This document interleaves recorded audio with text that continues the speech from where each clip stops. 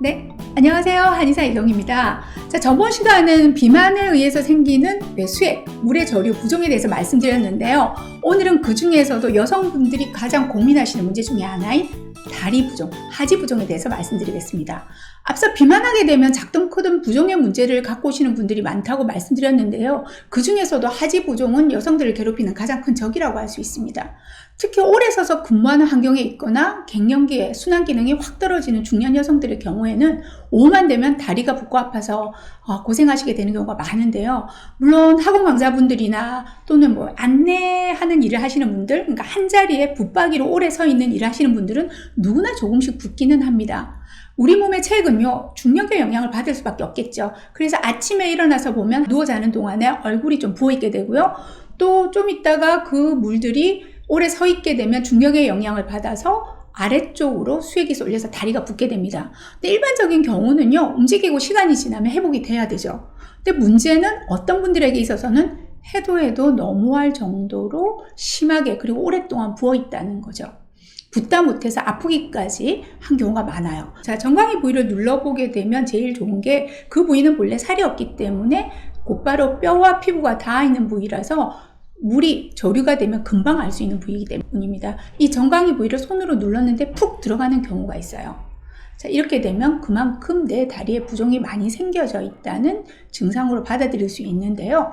다리가 붓다 보니 오가 되면 몸은 천근만근 같고 또 발이 퉁퉁 부어서 신발이 맞지 않는 경우도 있습니다. 겨울이 되면 양말 자국이 선명하게 나타나게 되는데요. 아침에 일어날 때는 붓기가 가라앉아 있지만 오가 되면 또 심하게 다시 붓죠. 이런 분들은 부종과 더불어서 같이 또 나타난 증상들이 피로와 냉증입니다. 특히 수족냉증, 그러니까 손발이 차가워지고요. 또 하나 허리 아래쪽, 그러니까 보통 아랫배라든가 또 하지 쪽으로 인하는 심한 차가운 증상을 느끼게 되는데요. 흥미로운 증상은 비만 때문에 이제 보통 오시는 분들 중에 고도 비만인 경우는 대부분 열이 많아지거든요. 상부는 열이 훅훅 뻗쳐서 덥다고 하시는데 하반신은 냉골이 되는 경우가 흔합니다.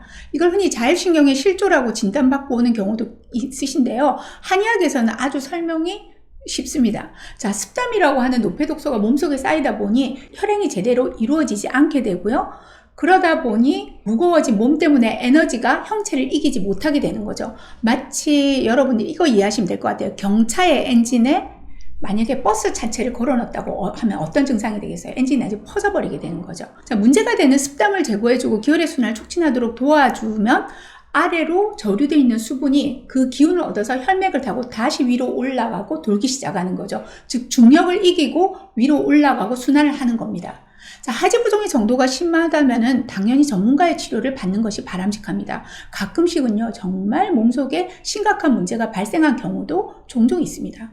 근데 다행히 여러분의 부종이 가벼운 정도라면 체중을 감량하고 혈행을 도와주는 정도만으로도 어느 정도는 좋아질 수 있는데요. 혈행이 좋아지려면 심장이 펌프를 잘해야 되겠죠.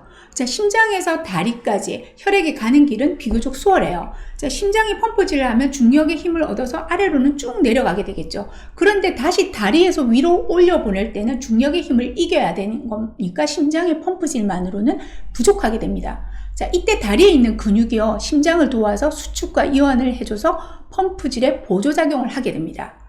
이것을 바로 다리가 제2의 심장이라고 부르는 이유이기도 합니다.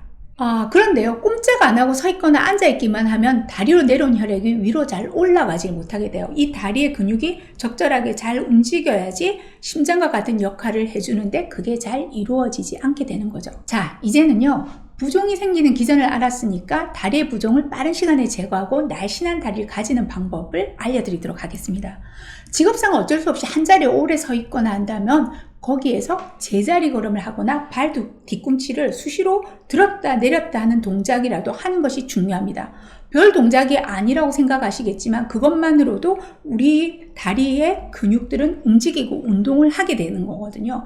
자, 앉아서 일하는 분이라면요, 최소한 발목이라도 자주 까딱까딱 하는 동작을 해주세요.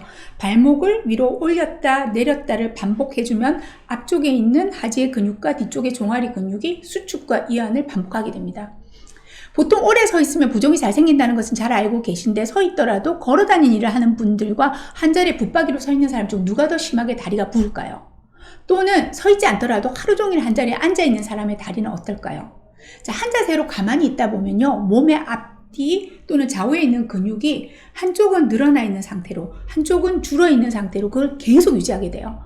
더구나 여성들은 굽이 높은 힐을 신고 있는 경우가 많은데요. 이렇게 굽 높은 힐을 신게 되면 정강이 앞쪽의 근육은 늘어나 있는 상태이지만 뒤쪽의 종아리 근육은 늘 수축되어 있는 상태가 됩니다.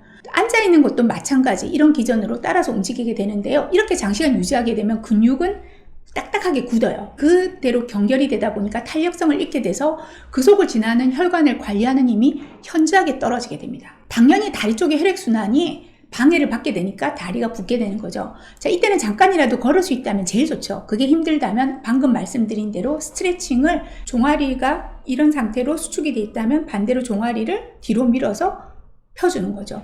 굳어서 짧아지고 단단해진 근육이 유연해져서 제 길이를 찾을 수 있도록 해주는 운동이 바로 이런 스트레칭입니다.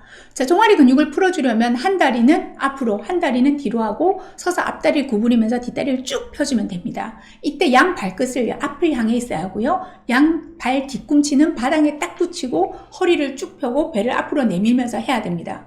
그러면 뒷다리의 종아리가 쫙 펴지는 느낌이 들 수 있습니다. 지금 당장 한번 해보시겠어요? 자, 이외에요. 저녁 때 집에 돌아오게 되면 벽에다 다리를 높이 올리고 부은 것이 가라앉을 때까지 누워있는 것도 큰 도움이 됩니다. 또 반신욕이나 각탕도야 아주 좋습니다. 40도 내외의 뜨끈한 물에 다리 근육을 풀어주면 혈액순환이 빨라지고 원활해지게 되죠. 따뜻한 물수건을 이용해서 근육을 풀어주는 마사지나 지압법도 도움이 됩니다. 자, 제가 여기서 중요한 혈자리 2가지 알려드릴게요. 자, 종아리에 여러분들이 앞 발꿈치를 이용해서 섰을 때 종아리가 2갈래로 딱 갈라지는 갈림길이 있습니다. 그 부위를 승산혈이라고 하는데요. 그 부위를 아주 엄지손가락을 이용해서 꾹꾹 눌러주게 되면 다리의 부종을 줄여주는 효과를 가지게 됩니다. 또 앞쪽에 여러분의 복숭아뼈가 2개 있잖아요. 안쪽에 복숭아뼈에서 손가락 4개만큼 위로 올라와 보세요. 그 부위에 삼은교라는 혈자리가 있는데요. 그 부위를 꾹꾹 눌러주거나 손가락을 이용해서 쭉쭉 당겨서 마사지를 해주는 방법도 좋습니다. 중요한 것은요, 역시 매일매일 습관화해서 해주시는 것이 좋습니다. 자, 이제 다리가 예뻐졌다면 다음번에는 얼굴이 예뻐지는 얼굴 부종 관리법에 대해서 알려드리도록 하겠습니다.